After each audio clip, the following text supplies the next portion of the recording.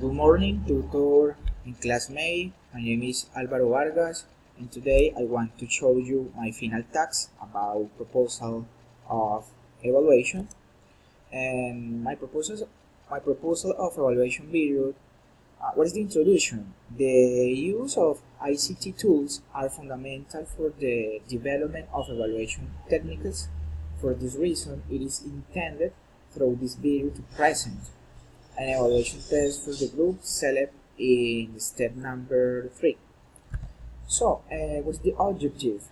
Validate what level of English you have siblings, encourage effective student learning, verify what fallacies are presenting with the learning of English, strengthen English skills. About the method to evaluate it, multiple choice text, that was my selection. That is my proposal. The student will have 5 basic questions with 4 possible answers. The student must select the correct answer. Once the text is obtained, I will validate that both the students have English.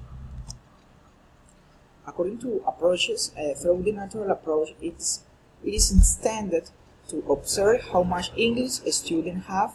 For this, the teacher will use a direct method, that is through the text.